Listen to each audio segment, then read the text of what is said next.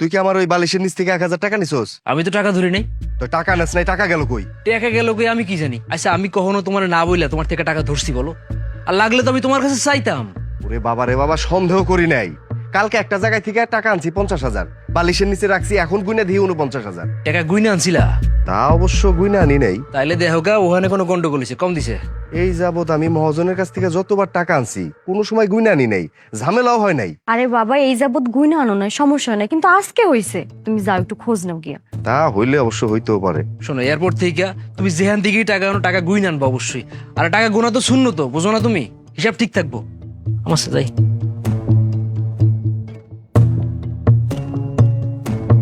এই হাসি, দুইজন ব্যাপারে আইবো, তুমি একটু 2-3 জনের খাবার দাবার ব্যবস্থা বেশি করো তো।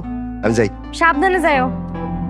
হাকিম ভাই, আসসালামু আলাইকুম। ওয়ালাইকুম আসসালাম। ভাই দোকান কি বন্ধ নি? আয়া কি কন, আমি তো আপনার দোকানে যাইতেছিলাম। কেন? কিছু টাকা বাকি আছিল না, ওই টাকাটাই দিতে 600 টাকা মনে হয় আমি আলাদা করে রাখছি, তাহলে রেখে দেন। না না, টাকা আরো বেশি পাই। বেশি কেমনে? গতকালকে তোর ভাই গেছিল আমার দোকানে, 1700 টাকার মাল নিছে, 1000 টাকা দিছে, 700 টাকা বাকি রেখে।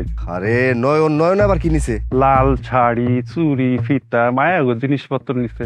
লাল শাড়ি, চুড়ি, ফিতা। আচ্ছা ওই আপনার টাকাটা তাহলে কালকে দিন। দিস মনে কইরা। লাল শাড়ি, চুড়ি। নয়ন, এই নয়ন কই? নয়ন, এই হাসি এদিকে আসো। কি হইছে? তুমি এই ভর দুপুর বেলায় এমন সারের মতো চিল্লাইতেছো কেন? আর নয়ন তো বাড়িতে নাই, বাইরে গেছে। ওর এখন ফোন দাও, ফোন দিয়া কও আমি বাড়িতে আইতে কইছি। আরে ওর ফোনটা ঘরের ভিতরে চার্জে রাখা। কি হয়েছে, তুমি এমন চাইতে আছো কেন? নয়ন রে কি খুব দরকার? ওই কি কিছু করছে? চলো। আরে দেখছো, দেখছো বেয়াদবের কত বড় সাহস। বেয়াদবটা আমার টাকা চুরি করে সেই সমস্ত জিনিস কিনে ওর পিড়িতে আমি ছুটাইতাছি। আমারে ওর কত বড় কইল যে ও মিথ্যা কথা কয়, কয় মহাজন নাকি আমারে টাকা কম দিছে, আজকে আসুক ওর খবর আছে। তোমার ভাইয়ের কলিজা কিন্তু আসলে অনেক বড়। মানে আমি আছি তোর ডারে নিয়ে জালার মধ্যে, আর তুমি পাগলের মতো হাসতেছো। হাসতেছো কেন? কাউ কিছে? আরে তোমার ভাই এগুলো সব আমার জন্য কিনছে। তোমার জন্য কিনছে মানে? পরশুদিন আমি নয়নের সামনে কইতেছিলাম বাপের বাড়ি যাবো, ভালো কোনো শাড়ি নাই, চুড়ি নাই। নয়ন আমারে কি কইলো জানো? নয়ন কইলো মন থেকে চাইলে আল্লাহ সব দিয়ে দেয়। এই যে দেখো। ও আচ্ছা, এই ব্যাপার। ও আমার টাকা নিয়ে তোমার জন্য জিনিস কিনে, আর শরমে আমার কইতে পারলো না। সকালবেলা কতগুলা মিথ্যা কথা কইলো আমারে। নাও ধরো।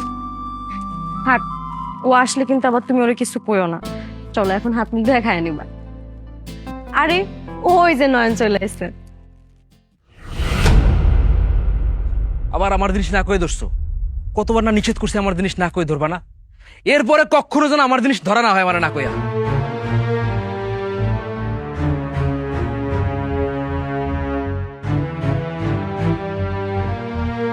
চলো।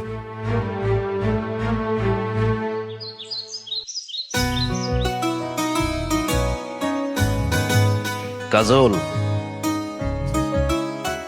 তুমি আইছো? একটা মানুষ আমার জন্য অপেক্ষা করতেছে, আমি আসবো না তাই কি হয়? এই জন্য আসলাম। এটা তোমার জন্য।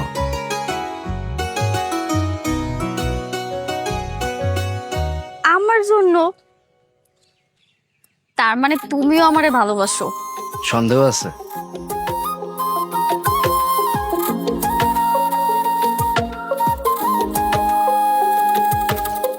পাগল, কি করে কেউ দেখবে? সারো।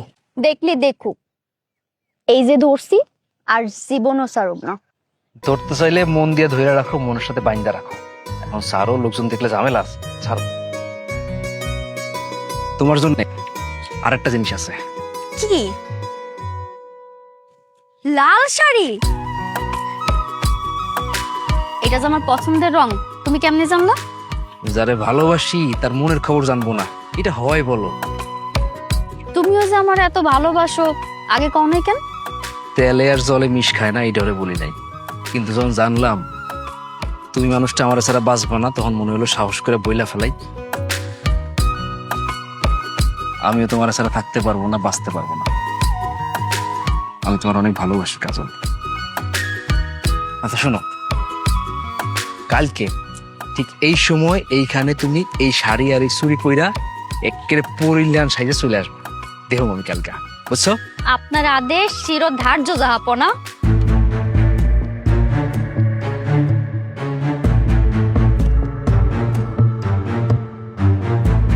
যাবে না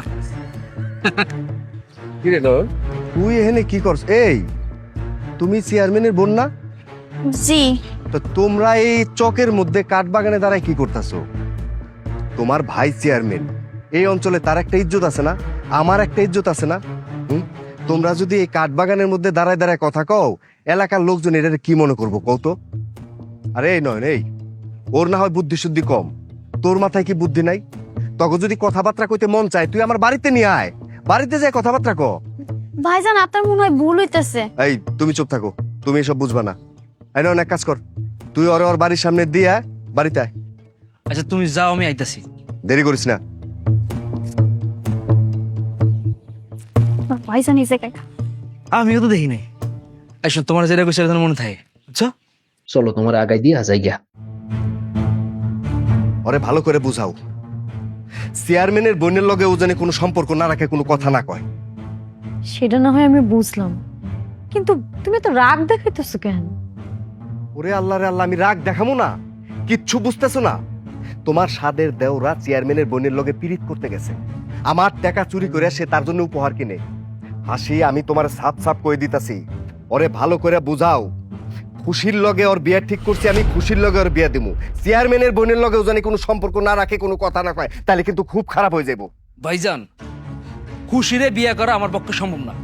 বিয়ে যদি করতে হয় আমি কাজললে বিয়ে করব, এইটা আমার এক কথা, এইটা আমার শেষ কথা। কি কইলি তুই? জুতায় একদম জুতায় তোর গাল ফাটায়। তুমি এটা কি করতেছো? হ্যাঁ, এত বড় পোলার গায়ে তুমি হাত দিতেছো? হেই, তোমার কি বোধ বুদ্ধি সব লোপ পাইছে? নয়ন ভাই, তুমি ঘরে যাও।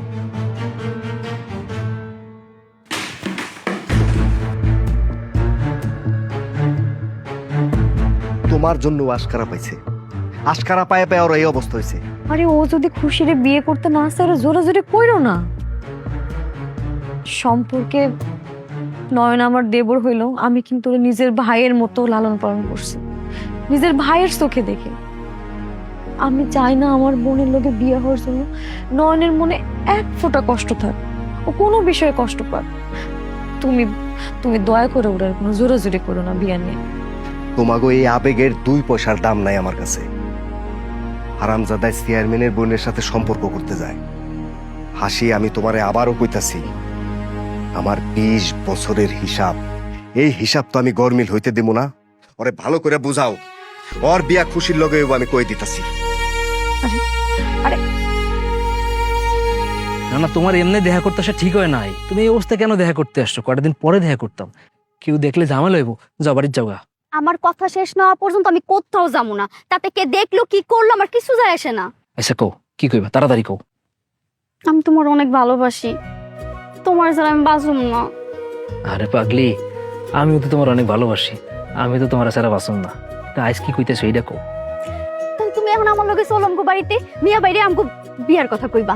আইজি আইসি এক্ষুনি আমার লগে চলো। আরেকদিন যাবো না। কেন আরেকদিন কেন? তুমি তো জানো না ভাইজান এমনি আমার উপর খেইবার হইছে। কাল রাতে আমার মারতে বন্ধু আইছে। ভাইজান কইছে ভাবির ছোট বোন খুশি, এর লগে আমার বিয়ে ঠিক করছে।